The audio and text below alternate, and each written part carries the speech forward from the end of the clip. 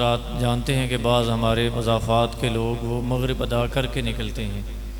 تو آپ حضرات یہاں بیٹھے ہوئے ہیں، اس سے فائدہ اٹھا کر دو چار باتیں عرض کر دیتا ہوں۔ ہمارے آج کے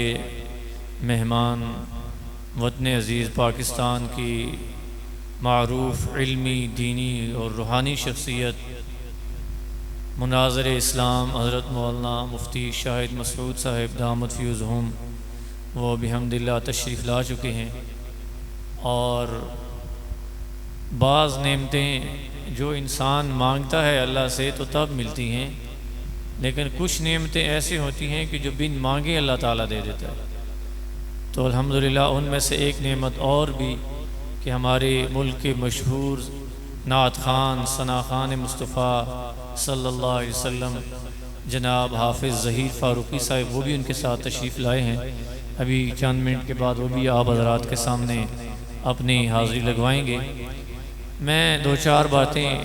آج کے اس پروگرام کے حوالے سے ابتدائی کر دیتا ہوں۔ قرآن مجید فرقان حمید کی جو آیت مبارکہ میں نے تلاوت کی ہے، وَإِن تَعُدُّوا نِعْمَةَ اللَّهِ لَا تُحْصُوهَا، اس میں اللہ تبارک و تعالی اپنی نعمتوں کو گنوانے کے اعتبار سے بیان فرما رہے ہیں کہ اگر تم اللہ تعالیٰ کی نعمتوں کو شمار کرنا چاہو تو شمار نہیں کر سکتے۔ وَإِن تَعُدُّوا نِعْمَةَ اللَّهِ لَا تُحْصُوهَا، اگر تم اللہ کی نعمتوں کو گننا چاہو کہ مجھ پر اللہ تعالیٰ کی کتنی زیادہ موسلا دھار بارش کی طرح نعمتیں برس رہی ہیں، تو اللہ تعالیٰ فرماتے ہیں کہ تم اللہ کی نعمتوں کو شمار نہیں کر سکتے۔ اسلامی جمہوریہ پاکستان ہمارا وطن عزیز، مملکت خداداد، سارے کے سارے مکاتب فکر کے علماء، مشائخ، سیاستدان، سماجی شخصیات، ہر مکتبہ فکر اور مختلف شعبہ زندگی سے تعلق رکھنے والے افراد،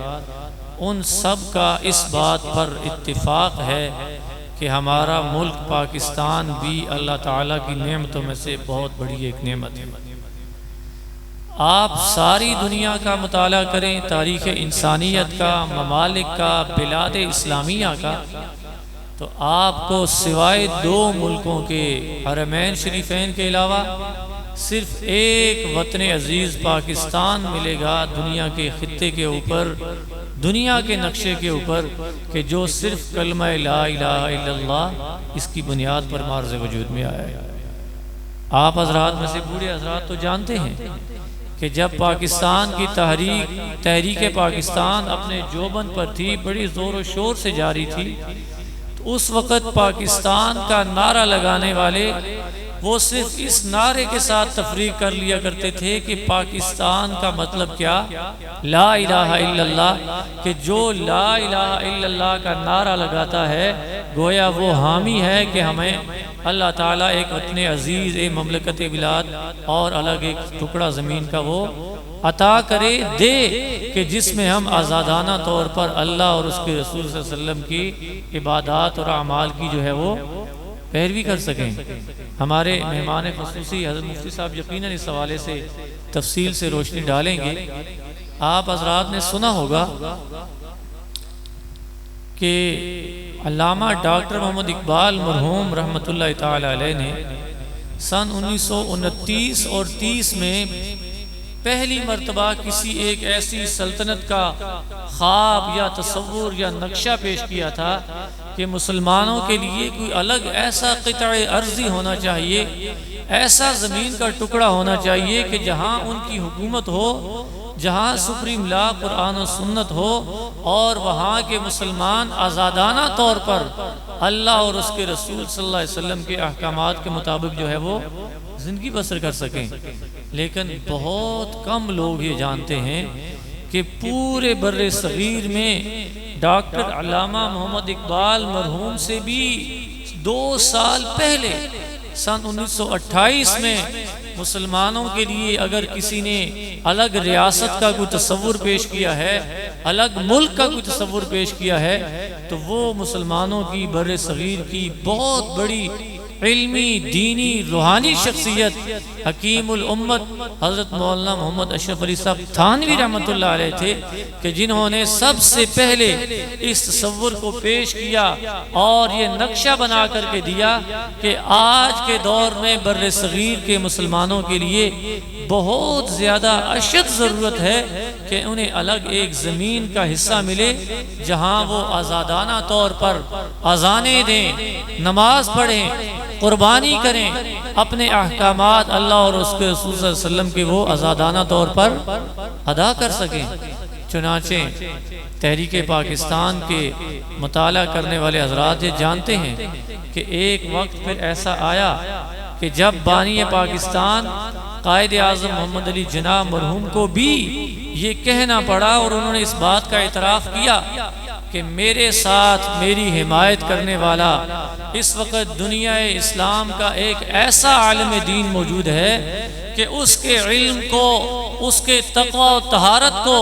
اس کی پرہیزگاری کو اگر ترازو کے ایک پلڑے میں رکھ دیا جائے اور ترازو کے دوسرے پلڑے میں ساری دنیا کے علماء کے علم اور تقوی کو رکھ دیا جائے تو اس ایک عالم دین کا مقام اور مرتبہ ان سب سے بھاری۔ وہ عالم دین کون تھے؟ وہ حکیم الامت حضرت مولانا محمد اشرف علی صاحب تھانوی رحمۃ اللہ علیہ تھے، جن کی کاوشوں سے، جن کی محنتوں سے، جن کی مخلصانہ جدوجہد سے، جن کی دعاؤں سے اللہ تبارک و تعالی نے ہمارے اور آپ کے آباء و اجداد کو جو ایک وطن عزیز پاکستان عطا کیا ہے، اس میں علماء کرام کا بہت بڑا کردار ہے۔ آپ دور نہ جائیں، آپ کے اسی قصبہ ڈومیلی کی بہت بڑی علمی، دینی، بہت بڑی روحانی شخصیت، علم و حکمت کے اندر اللہ تعالیٰ نے جنہیں بہت اونچا مرتبہ اور مقام عطا کیا تھا، حضرت مولانا حکیم سید سید علی شاہ صاحب گیلانی رحمۃ اللہ علیہ، ہمارے والد محترم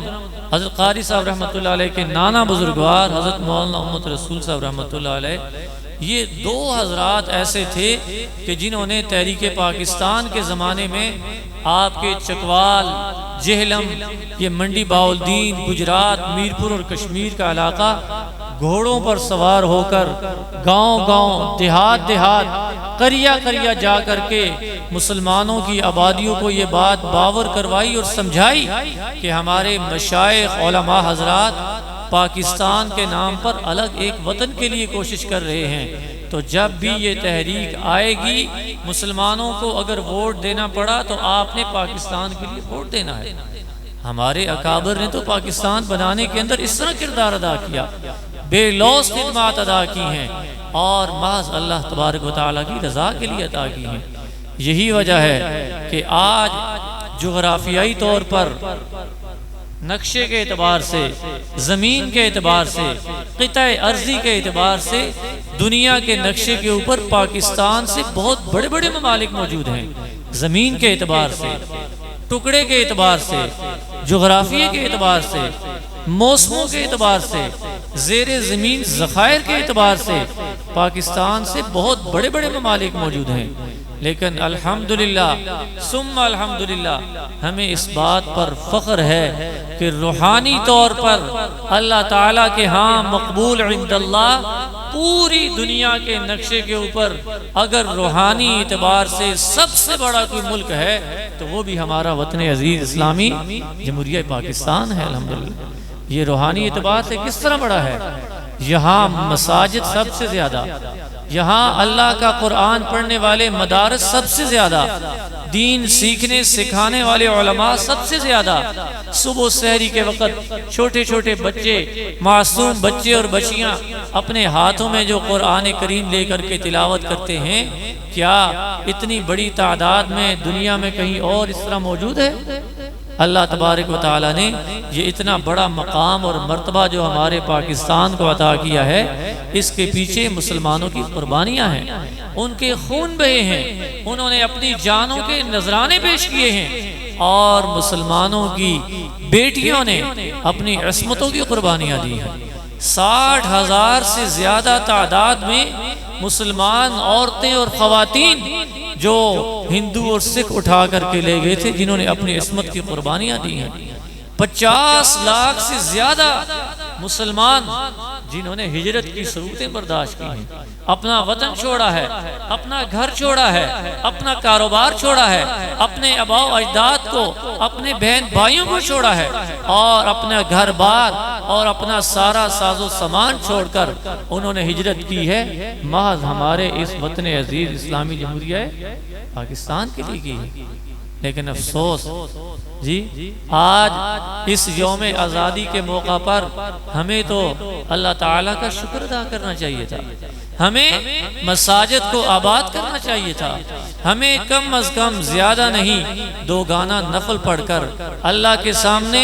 سجدہ ریز ہو کر سجدہ شکر بجا لانا چاہیے تھا، ہمیں تو قرآن خوانی کرنی چاہیے تھی، ہمیں دعاؤں کا اہتمام کرنا چاہیے تھا۔ لیکن اللہ معاف فرمائے، آپ کے سامنے ہے، میں کیا کہوں جی، ہمارے بچوں، ہماری بچیوں، ہماری بہنوں کے ہاتھوں میں کیا یہ گاجے باجے تھما کر نہیں بجائے جا رہے جی، یہ ڈانس کروانے جانے، ڈھول ڈھمکا بجایا جانا، اور ثقافت کے نام پر سکولوں میں، کالجوں میں ہماری بہنوں کو، ہماری بیٹیوں کو وہ سٹیجوں پر لا کر ڈانس نہیں کروائے جا رہے ہیں، سرکاری سرپرستی میں کروائے جا رہے ہیں۔ یہ ملک اس لیے تو نہیں بنا تھا جی، ڈانس گانا باجا تو یہ اس سے پہلے بھی کر رہے تھے، ہمارے اکابر نے، ہمارے اسلاف نے، ہمارے آباء و اجداد نے یہ ملک حاصل کیا تھا کہ یہاں ہم اللہ کا نام لیں گے، اللہ کی عبادت کریں گے، حضور اکرم صلی اللہ علیہ وسلم کی مبارک نورانی ارشادات و تعلیمات جو ہیں ہم ان کے مطابق عمل گزاریں گے۔ لیکن اللہ تبارک و تعالی معاف فرمائے، محفوظ فرمائے، اسے نظر بد لگ گئی۔ آج آزادی کس بات کی منائی جا رہی ہے جی، جشن کس بات کا منایا جا رہا ہے؟ سارے کے سارے کاموں میں ہم اللہ کے احکامات سے دور ہیں، ہم نماز سے دور ہیں، بنیادی دین کے احکام سے دور ہیں، ہم مسجد کے ماحول سے دور ہیں۔ یہ ساری کی ساری چیزیں یہ یوم آزادی منانے کا باعث نہیں ہے، بلکہ اللہ تبارک و تعالی مجھے اور آپ کو توفیق دے، ہم آج کے دن اللہ کے سامنے اس کی اس نعمت عظمہ کا شکر ادا کریں کہ یا اللہ آج بھی تیرا شکر ادا کرتے ہیں کہ آپ نے ہمیں اس پوری دنیا کے اندر آزادانہ طور پر کم از کم قربانی کرنے کی توفیق دی۔ آپ یہ دور نہ جائیں، پاس ہی ہے نا، ایک سرحد لگتی ہے نا، ہندوستان، انڈیا، بھارت۔ آج کے اس دور میں بھی، اس وقت بھی ہمارے وہ مسلمان آزادانہ طور پر وہ اللہ کے احکامات کی عبادت اور بجاوری نہیں کر سکتے، وہ قربانی جیسا مقبول عمل سر عام نہیں کر سکتے۔ یہ تو بہت بڑی نعمت ہے اللہ تعالیٰ کی طرف سے۔ اللہ تبارک و تعالیٰ مجھے اور آپ کو اس کی قدر کرنے کی توفیق عطا فرمائے۔ میں آپ احباب میں سے کچھ حضرات تشریف لا رہے ہیں، خیال تو میرا یہی ہے کہ ہم ٹھیک عشاء کی نماز تک اپنے اس پروگرام کو وہ مکمل کریں۔ تو میں اب تھوڑی دیر کا وقفہ کر کے میں گزارش کروں گا اپنے جو مہمان ہمارے تشریف لائے ہوئے ہیں ثنا خان مصطفیٰ صلی اللہ علیہ وسلم، جناب حافظ ظہیر فاروقی صاحب وہ تشریف لائے ہیں، تو میں ان سے ملتمس ہوں حافظ اجد صاحب انہیں درخواست کریں، وہ بلا کر کے لیں، دفتر میں ہیں، تو میں ان سے درخواست کروں گا کہ وہ حضرت مفتی صاحب کے بیان شروع کرنے تک اپنی وہ حاضری بھی پیش فرمائیں، آپ حضرات کو تھوڑا جگائیں بھی، اور باقاعدہ اس آج کی جو تقریب ہے، یہ خصوصی پروگرام ہے، اس کا آغاز بھی ہو۔ تو میں نظر تو میری پڑی ہے ہمارے حافظ محمد رفیع صاحب تشریف لائے ہیں، تو میں ان سے درخواست کروں گا کہ وہ مسجد کے اندر تشریف لائیں، تو مختصر سی تلاوت کلام پاک سے ہماری آج کی یہ جو پر رونق ایک محفل ہے، مجلس ہے، اس کا وہ آغاز فرمائیں۔ جناب حافظ قاری محمد رفیع عمر صاحب، میں ان سے ملتمس ہوں کہ تشریف لائیں اور مختصر سی تلاوت کلام پاک سے ہمارے آج کی اس پروگرام کا جو ہے وہ آغاز فرمائیں۔